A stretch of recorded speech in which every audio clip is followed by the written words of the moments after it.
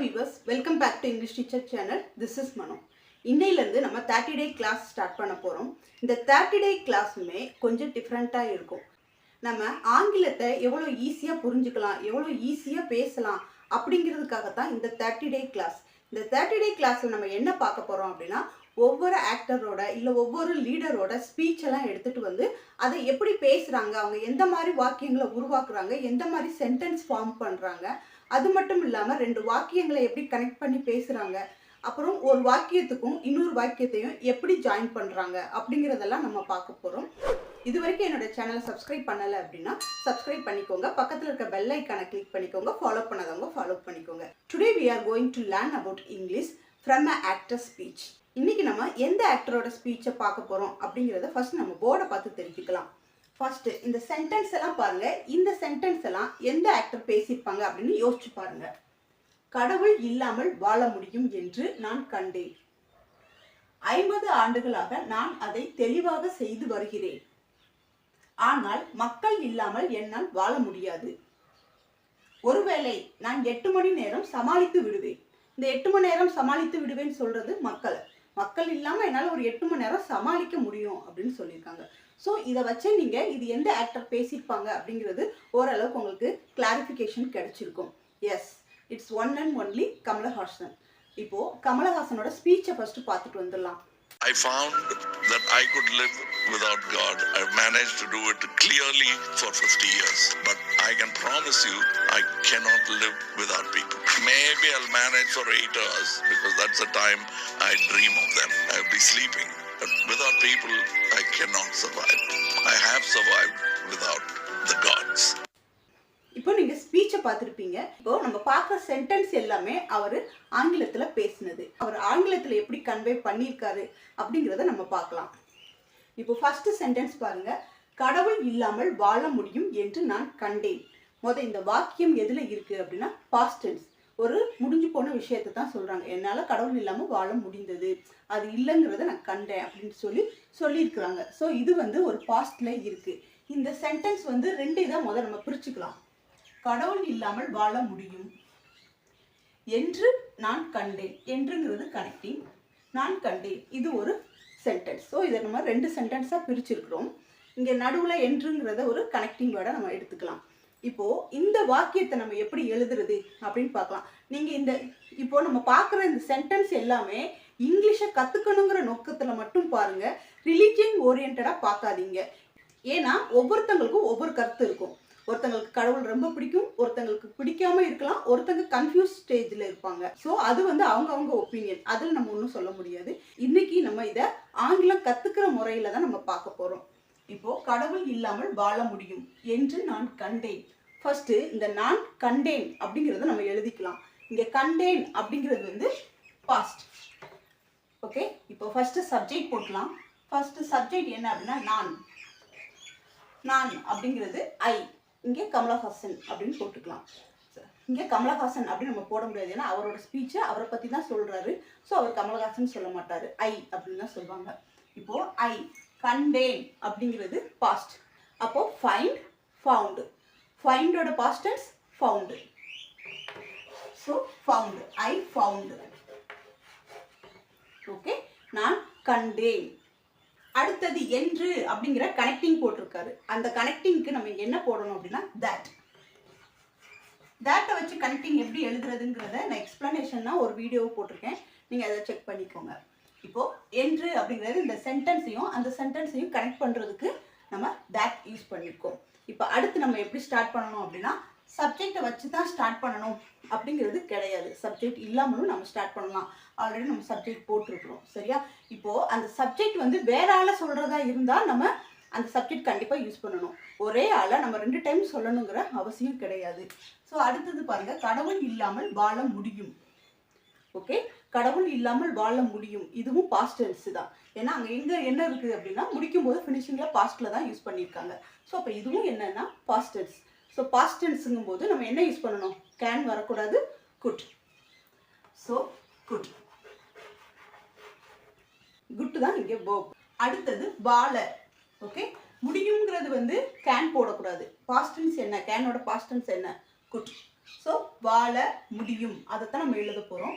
குட்டுங்கிறது முடியும், வாழ அப்படிங்கிறத லிவ்.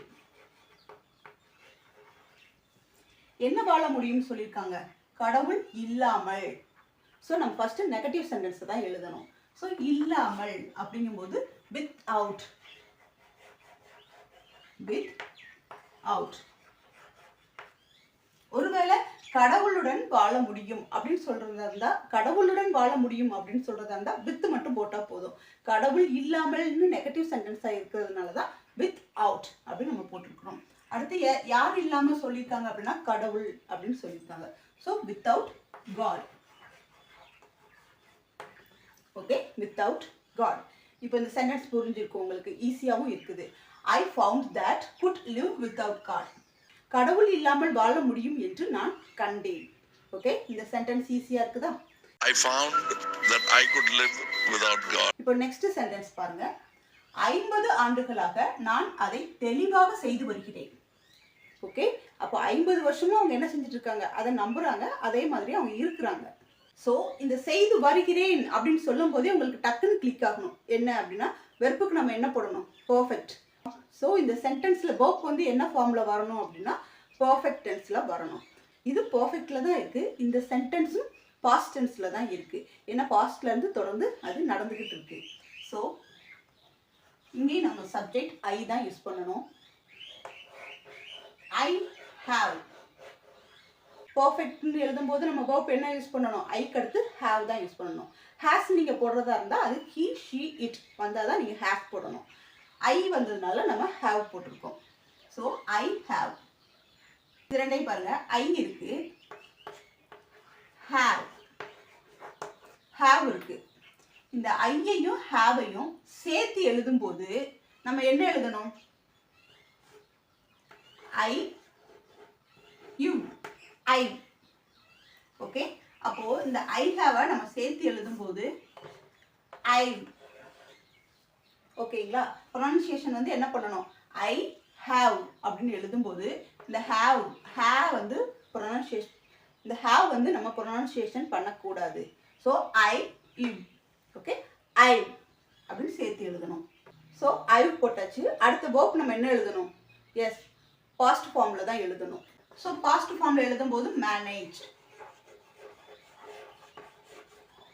ஓகே, ஐ மேனேஜ், அதாவது ஐ ஹாவ் மேனேஜ். ஒருவேளை நான் மேனேஜ் போட்டு எழுதலாமா அப்படின்னு கேட்டால் கண்டிப்பாக எழுதலாம். ஆனால் நீங்கள் மேனேஜின்னு போட்டு எழுதும்போது, அதாவது மேனேஜ்டுன்னு போடாமல் மேனேஜின்னு போட்டு எழுதுனா இங்கே வந்து ஹேட் வரணும். ஹாவ் வரக்கூடாது, ஹேட் வரணும். ஓகே, ஐ ஹேட் மேனேஜ் அந்த மாதிரி எழுதினாலும் அந்த சென்டென்ஸ் கரெக்டு தான். ஐ ஹாவ் மேனேஜ் அப்படின்னு எழுதினாலும் அந்த சென்டென்ஸ் கரெக்டு தான். ரெண்டுமே ஒரே மீனிங் தான். ரெண்டு வேர்ப்பில் ஏதாவது ஒன்று பாஸ்ட் வேர்ப்பாக இருக்கணும், அவ்வளோதான். ஸோ நெக்ஸ்ட் என்ன எழுதணும் அப்படின்னா வருகிறேன் அப்படிங்கிறத மேனேஜ் அப்படின்னு சொல்லிட்டாங்க. இங்கே செய்து அப்படிங்கிறத என்ன சொல்லணும்? செய்துங்கும் போது டூ போட்டு எழுதணும். ஸோ டூ மட்டும் போடக்கூடாது, டூ.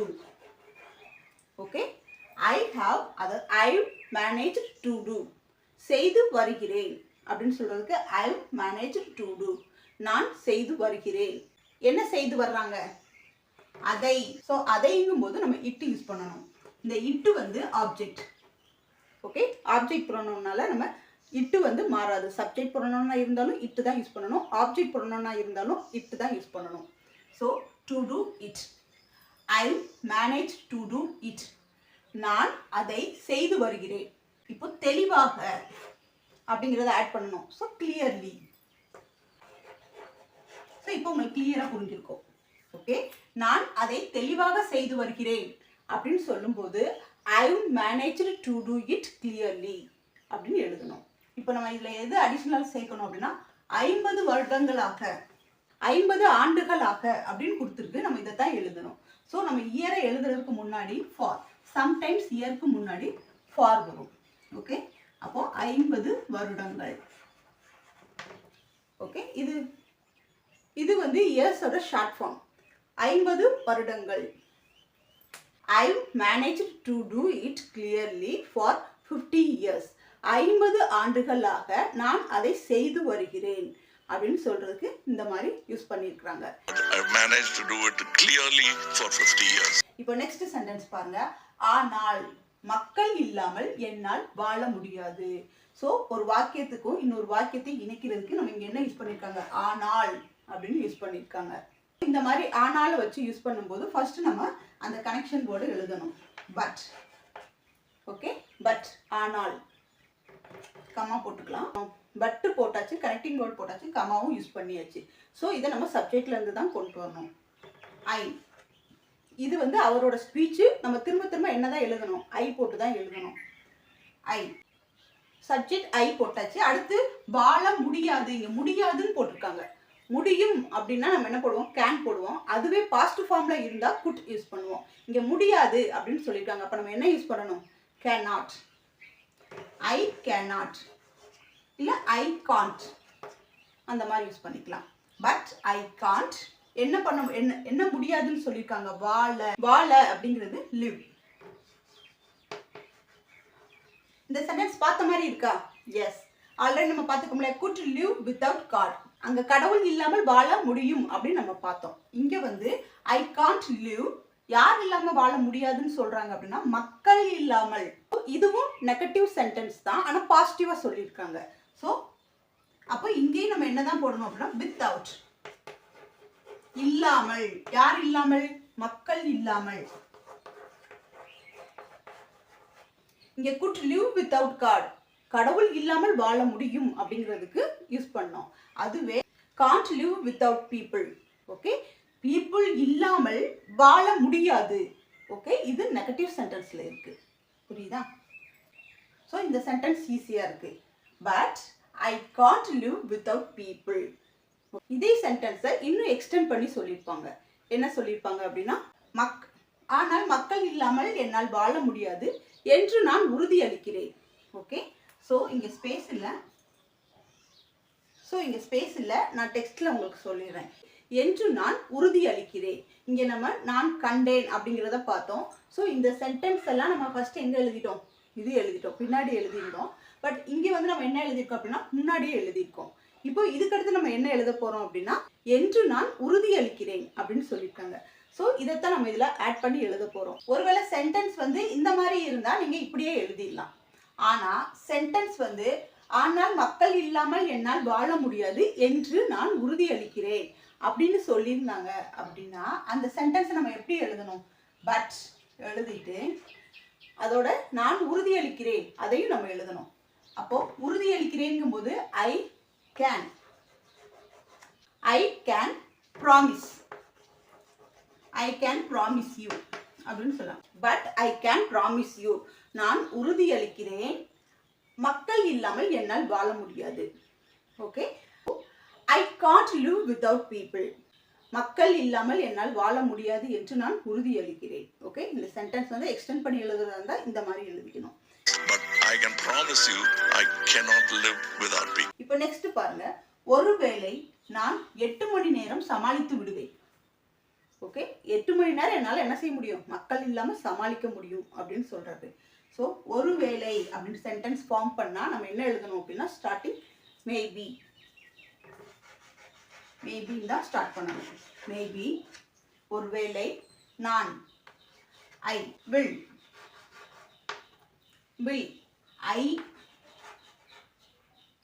ஐயும் வில்லையும் நம்ம சேர்த்து எழுதுறதா இருந்தா எப்படி எழுதணும், ஐ இல். ஓகேங்களா, ஐ இல் இப்படிதான் எழுதணும்.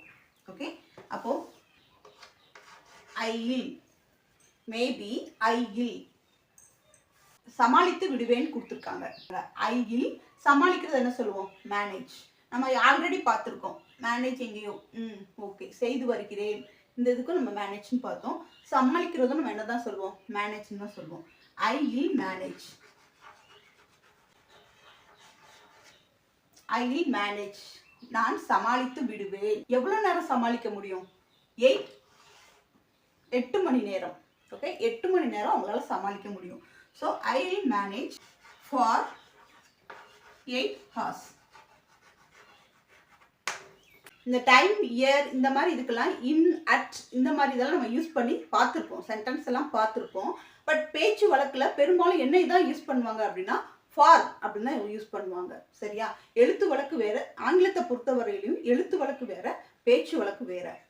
Maybe I'll manage for 8 hours. இந்த சென்டென்ஸ் எல்லாம் பார்க்கறதுக்கு சிம்பிளா தான் இருக்கு. ரொம்ப ஈஸியா இருக்கு. இதுல உள்ள எல்லா வேர்டுமே நம்மளுக்கு தெரிஞ்சது தான். எதுவுமே புதுசா எதுவுமே இல்ல. புதிய வெக்காபுலரியோ இல்ல நமக்கு தெரியாத வார்த்தைகளோ எதுவுமே கிடையாது. ஓகே, எல்லாமே நம்மளுக்கு தெரிஞ்ச வார்த்தைகள் தான். ஆனா எதை எங்க போட்டு பேசணும், எதுக்கடுத்து என்ன எழுதணும், இல்ல எதுக்கடுத்து எந்த வாக்கியம் வரும் அப்படிங்கிறது தான் நம்மளுக்கு கன்ஃபியூஷனா இருக்கும். அதுதான் பேசுறதுக்கே பெரிய கிரிட்டிக்கலான ஒரு விஷயம். நம்ம மைண்ட்ல நிறைய விஷயங்களை யோசிப்போம். அதை கோர்வையா கொண்டு வரணுங்கும் போது தான் அங்க ஒரு பெரிய சிக்கலே ஏற்படும். இது ஆங்கிலத்துக்கு மட்டும் கிடையாது, நம்மளுடைய தமிழ் லாங்குவேஜ்க்குமே நம்ம நிறைய விஷயங்களை யோசிப்போம். பட் வெளியே கொண்டு வர்றதுக்கு திணறுவோம். சரியா? ஆனா பயிற்சி இருந்தா, நீங்க தமிழ்ல ஒரு கருத்தை சொல்றதுக்குமே பயிற்சி இருந்தா அதோட தெளிவு வேற மாதிரி இருக்கும். அதுதான் ஆங்கிலத்துக்கும். ஏன்னா அதுவும் ஒரு மொழி தான். அதை நீங்க எந்த அளவுக்கு பயிற்சி எடுக்கிறீங்களோ அந்த அளவுக்கு உங்களுக்கு ஹெல்ப் பண்ணும். அடுத்த வாக்கியத்தை பாருங்க. ஏனென்றால் நான் அவர்களை கனவு காணும் நேரம் அது. ஸோ அந்த 8 மணி நேரம் கூட அவர் யாரை பத்தி தான் கனவு காண்கிறாங்க அப்படின்னா மக்களை பத்தி தான் கனவு காண்கிறாரு அப்படின்னு சொல்றாங்க. ஸோ 8 மணி நேரம் தான் என்னால் மக்கள் இல்லாம இருக்க முடியும். அந்த 8 மணி நேரம் கூட நான் மக்களுக்காக என்ன பண்ணணும், அவங்களுக்கு பிடிச்ச மாதிரி என்ன பண்ணணும் அப்படிங்கிறதெல்லாம் அவர் மக்களை பத்தி தான் யோசிக்கிறேன் அப்படின்னு சொல்றாரு. ஸோ ஏனென்றால் நான் அவர்களை கனவு காணும் நேரம் அது. ஸோ நம்ம இங்க ஃபர்ஸ்ட் என்ன எழுதணும்? ஏனென்றால். ஏனென்றால் சொல்லும்போது பிகாஸ் ஏனென்றால் நான் அவர்களை கனவு காணும் நேரம் அது. ஃபர்ஸ்ட் நம்ம இங்க நேரம் அது அப்படிங்கிறத எழுதிடலாம். அது அப்படிங்கிறதுக்கு that அப்படின்னு யூஸ் பண்ணுவோம். that is சேர்த்து எழுதும்போது that. ஓகே, மேக்ஸிமம் நம்ம பேசும்போது 2 வேர்டை கான்ட்ராக்ட் பண்ணி எப்படி எழுதணும் அப்படிங்கிறபடி தான் நம்ம பேசுவோம். எழுத்து வழக்கில் வேணா நம்ம பிரிச்சு எழுதலாம். பட் பேச்சு வழக்கில் இந்த மாதிரி பேசும்போது கொஞ்சம் சீக்கிரம் பேசுகிற மாதிரி இருக்கும், ஷார்ட்டாக பேசுகிற மாதிரி இருக்கும். So that's the time. Okay, that's the time அப்படிங்கிறது நேரம் அது. நான் அவர்களை கனவு காணும். ஓகே, நான் அவர்களை கனவு காணும் நேரம் அது அப்படிங்கிறது தான் நம்ம எழுதியிருக்கோம். அப்போ அடுத்து நம்ம என்ன எழுதணும் அப்படின்னா சப்ஜெக்ட் தான் கொண்டு வரணும். ஐ நீங்க மிடில் ஆஃப் த சென்டென்ஸ்ல யூஸ் பண்றதா இருந்தாலும் அதை கேபிட்டல் லெட்டர்ல தான் எழுதணும். ட்ரீம். ஓகே, கனவு காண்றத dream. I dream of them. அவர்கள் அப்படிங்கும்போது them.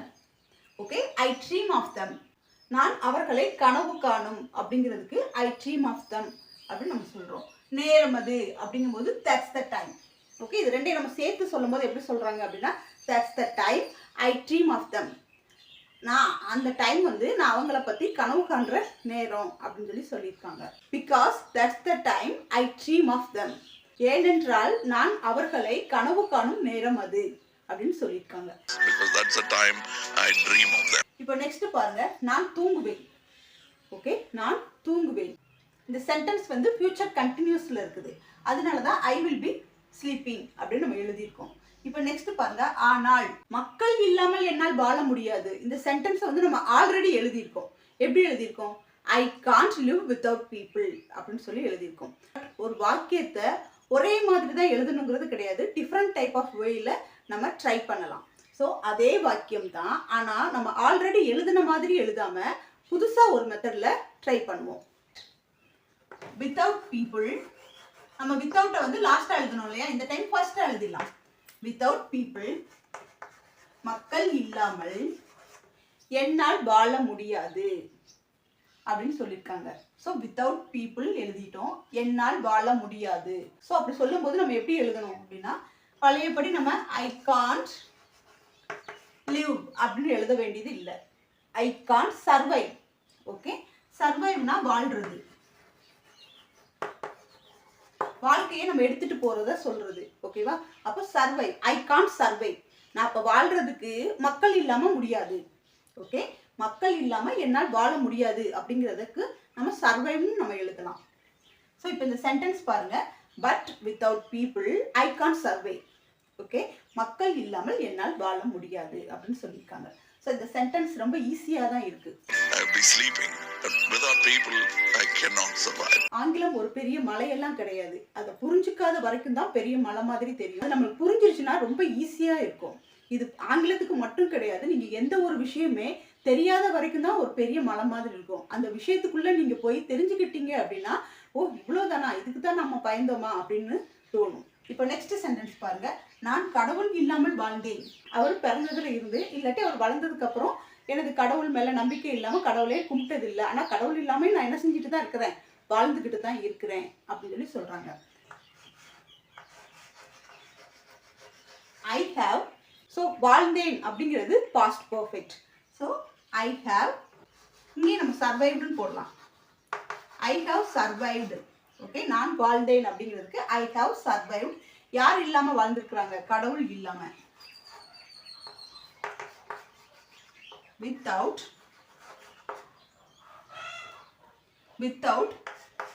the gods முடிச்சிருப்பாங்க. கடவுள்னு மட்டும் சொல்லிருக்க மாட்டாங்க. கடவுள்னு மட்டும் சொல்லிருக்க மாட்டாங்க. காட்ஸ் அப்படின்னு சொல்லியிருப்பாங்க. ஏன்னா கடவுளை வந்து ஒவ்வொருத்தங்களும் ஒவ்வொரு மாதிரி வழிபடுவாங்க. I have survived without the gods. இன்னைக்கு ஃபர்ஸ்ட் டே ஃபர்ஸ்ட் லெசன். இது உங்களுக்கு பிடிச்சிருக்கும், புரிஞ்சிருக்கும். நீங்கள் இதை ட்ரை பண்ணுவீங்க அப்படின்னு நம்பிக்கையோட நீங்களும் ஏதாவது ஒரு டாபிக் எடுத்து டெய்லியும் பேசி பாருங்க. உங்களுக்கு இந்த ஸ்பீச் ஈஸியாக வந்துடும். Did you like this video? Please click on like button. Share it with your friends and family. Please be subscribed to my channel. This is for easy to find out my videos. Thank you for watching. See you on next video.